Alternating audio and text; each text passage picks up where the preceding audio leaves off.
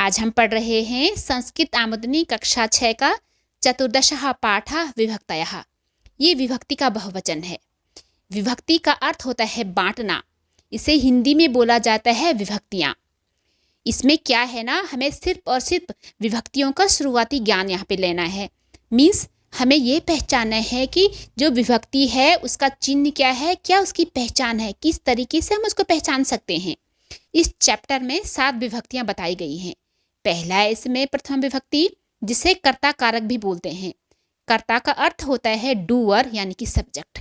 तो हमें ये समझना है ना कि सेंटेंस में कौन काम कर रहा है या फिर पूरा का पूरा सेंटेंस किस पर आधारित है, वही इसमें करता है।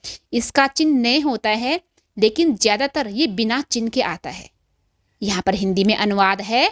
पहला, एष रामः अस्ति। एष मीन्स होता है यह, रामः अस्ति यह राम है।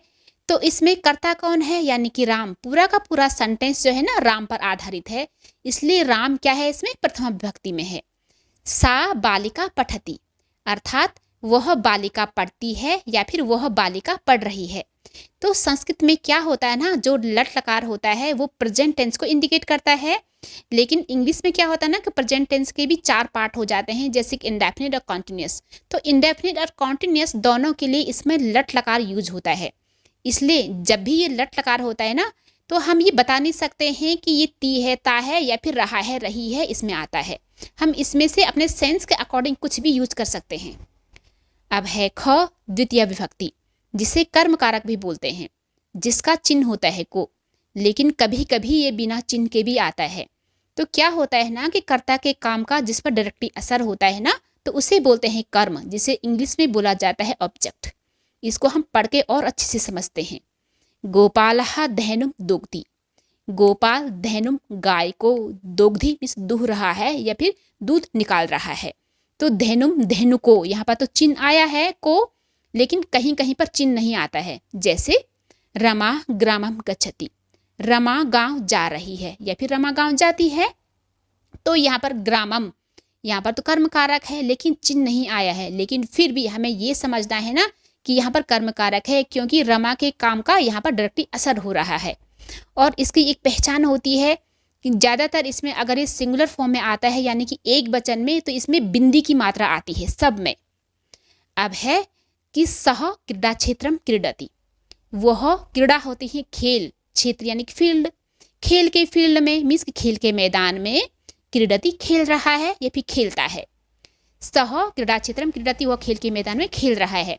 तो ध्यान देना यहाँ पर भी को चिन्ह नहीं आया है, लेकिन क्या है ना कि कर्ता का इस पर डायरेक्टली असर पड़ रहा है। तो ये है यहाँ पर कर्म कारक, यहाँ पर में चिन्ह आया है, को नहीं। अब है नगरम परितः नदी अस्ति। नगर के चारों तरफ नदी है। तो क्या होता है कि कुछ कुछ वर्ड्स ऐसे होते हैं उससे पहले वाले वर्ड में द्वितीय विभक्ति लगती है, जैसे परितः, उभयतः, सर्वतः आदि। तो इसमें क्या है, इससे पहले वाला वर्ड कौन है, नगरम। तो नगरम में द्वितीय विभक्ति लगती है। तो द्वितीय विभक्ति का एक वचन का चिन्ह तो आप जानते ही हैं, उसमें क्या होता है ना कि ये बिंदी लगती है, यानी कि नगर के चारों तरफ नदी है। अब है तृतीय विभक्ति, इसे करण कारक भी बोलते हैं, जिसका चिन्ह होता है से द्वारा या फिर के साथ। जैसे इदम क्रीडा क्षेत्रम अस्ति, यह खेल का मैदान है। बालकः कंदुकैन खेलन्ति, कंदुक होता है बॉल, तो बॉल से, बालकः बच्चे बॉल से खेल रहे हैं। तो यहाँ पर से आया है ना, इसलिए यहाँ पर ये तृतीय विभक्ति है। अब है केचित बालकः वेगेन धावन्ति। केचित होता है कोई, बालका कोई बच्चे, वेगेन वेग से, वेग के साथ यानी कि तेजी से, धावन्ति दौड़ रहे हैं, कोई बच्चे तेजी से दौड़ रहे हैं।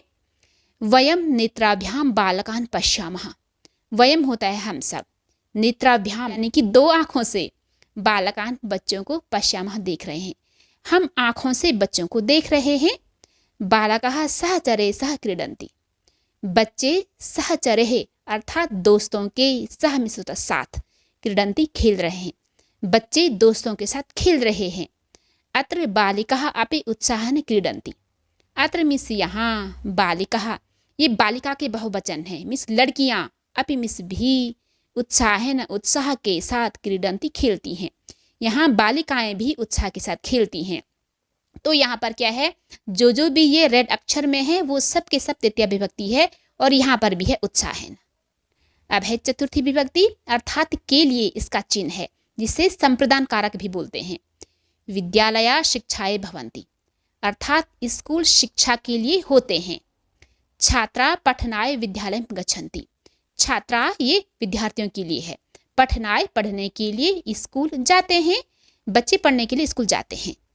वयमपि पठनाय विद्यालय गच्छामः वयम प्लस अपि, वयम होते हैं हम सब, अपि मीन्स भी, हम सब भी अर्थात हम भी, पठनाय पढ़ने के लिए विद्यालय स्कूल गच्छामः जा रहे हैं या फिर जाते हैं, हम भी पढ़ने के लिए स्कूल जाते हैं।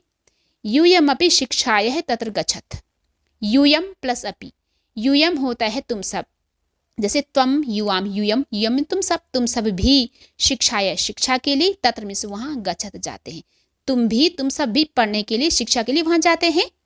ते चा ताहा चा शिक्षाय एव विद्यालयम गच्छन्ति ते मीन्स होता है वे, चा मीन्स और, ताहा मीन्स होता है वे, चा मीन्स और। ते ये लड़कों के लिए है, ताहा ये लड़कियों के लिए, बहुवचन में है सबके सब। वे लड़के और वे लड़कियां शिक्षाए शिक्षा के लिए, एवं ही शिक्षा के लिए ही, विद्यालय में गच्छन्ति जाते हैं, वे लड़के और वे लड़कियां शिक्षा के लिए ही स्कूल जाते हैं। सा पुस्तिकाभ्यः आपणम गच्छति सा मीन्स होता वह लड़की, पुस्तकाभ्यः पुस्तिका के लिए, आपणम दुकान या फिर बाजार, गच्छति जाती है, वह पुस्तिका के लिए बाजार जाती है। पुस्तिका ये नोटबुक को बोला जाता है, कॉपी। ततः वहां से नेत्राभ्याम आंखों के लिए, अंजनम काजल, चमिस और आनियति लाती है अर्थात और वहां से आंखों के लिए काजल लाती है। तो देखा आपने, जिसमें के लिए है वहां पर सब के सब चतुर्थी विभक्ति है। एक बार फिर से हम देखते हैं, शिक्षाय शिक्षा के लिए, पठनाय पढ़ने के लिए, पठनाय पढ़ने के लिए, शिक्षाय शिक्षा के लिए, शिक्षाय शिक्षा के लिए, पुस्तकाभ्याम पुस्तिका के लिए, नेत्राभ्याम आंखों के लिए। अब है पंचमी विभक्ति मीन्स अपादान कारक, इसका चिन्ह होता है से, लेकिन अलग होने के अर्थ में। जैसे हम यहाँ पर पढ़ के अच्छे से समझते हैं, इदम उपवनम ग्रामात बहि अस्ति इदम उपवनम, इदम मीन्स होता है यह है, उपवनम बगीचा, ग्रामात गांव से, बहि मीन्स बाहर, अस्ति मीन्स है, यह बगीचा गांव से बाहर है। जनाः गृहेभ्यः अत्र आगच्छन्ति जनाः मीन्स लोग, गृहेभ्यः घरों से, अत्र मीन्स यहाँ, आगच्छन्ति आते हैं, लोग घरों से यहाँ आते हैं।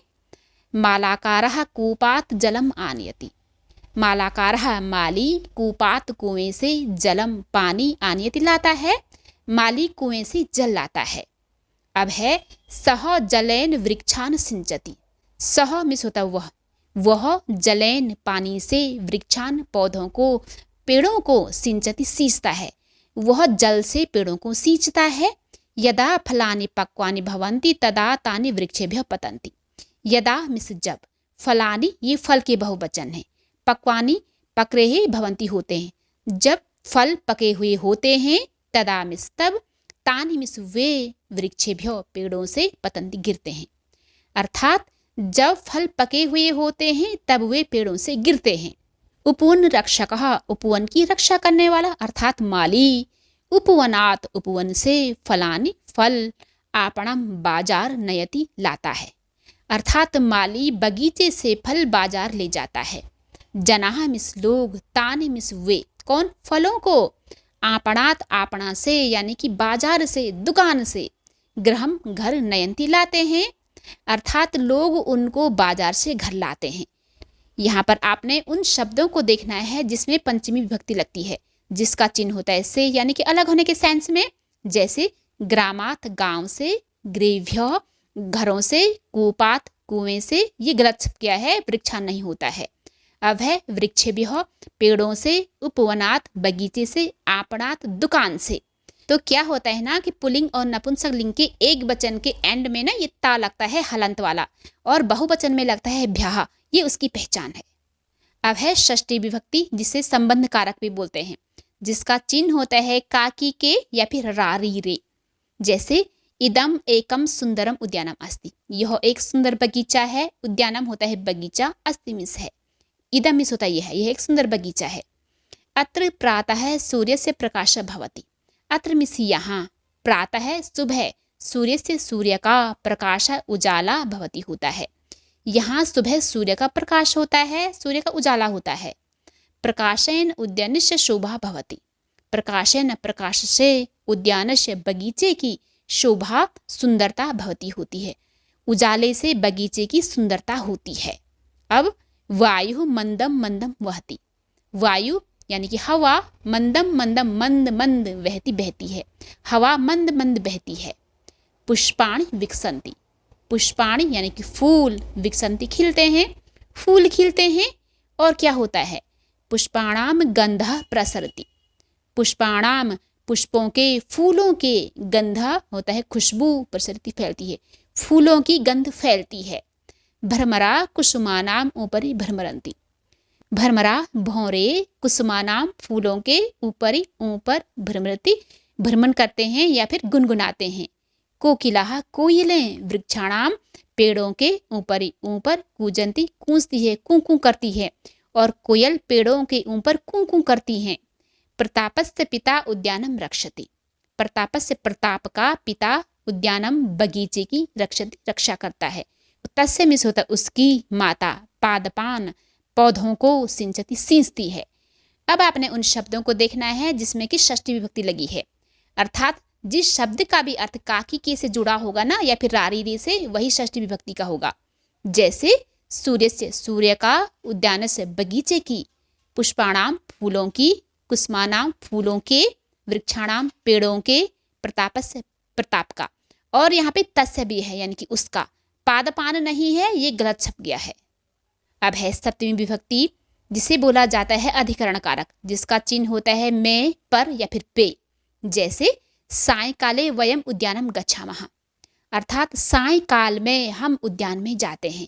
तो पहला तो है इसमें सायंकाले, क्योंकि सायंकाल में, यहाँ पर सप्तमी विभक्ति लगी है। अब है उद्याने जनः विचरन्ति, बगीचे में लोग विचरण करते हैं यानी कि वॉक करते हैं। तत्र वयम वृक्षान पश्यामः, तत्र में होता वहाँ, वयम हम सब, वृक्षान पेड़ों को, पश्यामः देखते हैं, वहाँ हम सब पेड़ों को देखते हैं। उद्याने मिस उद्यान में, बगीचे में, वट आम नीम अश्वत्थ होता अशोक, अन्य अन्य चापी और वृक्षा पेड़ संतिमिस हैं। अर्थात बगीचे में वट यानी कि बरगद, आम, नीम, अशोक और अन्य भी पेड़ हैं।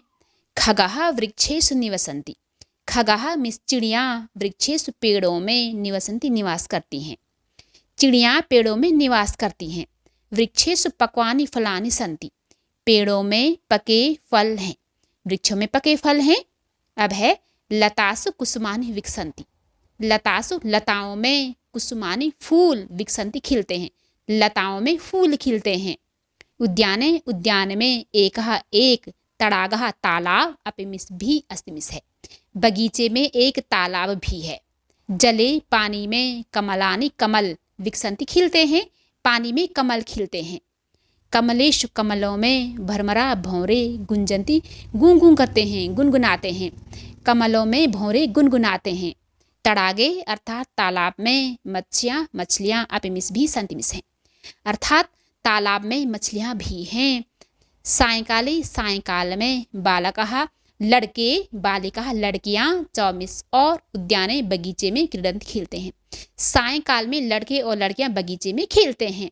संप्रति मीन्स आजकल, वायु प्रदूषणस्य, वायु प्रदूषण के, दूरीकरणाय दूरीकरण के लिए, निराकरण के लिए, नगरे नगर में यानी कि शहर में, उद्यानम बगीचे की, आवश्यकम आवश्यकता है। अर्थात कि आजकल वायु प्रदूषण की दूरीकरण के लिए, वायु प्रदूषण का निराकरण के लिए शहर में बगीचे की आवश्यकता है। अब आपने उन शब्दों को देखना है जिसमें सप्तमी विभक्ति लगी है, मीन्स जिसमें में पे पर चिन्ह लगा है। जैसे सायंकाले सायंकाल में, उद्याने बगीचे में, उद्याने बगीचे में, वृक्षेषु पेड़ों में, वृक्षेषु पेड़ों में, लतासु लता में, उद्याने बगीचे में, जले पानी में, कमलेशु कमलों में, तड़ागे तालाब में, सायंकाले सायंकाल में, उद्याने बगीचे में, नगरे शहर में।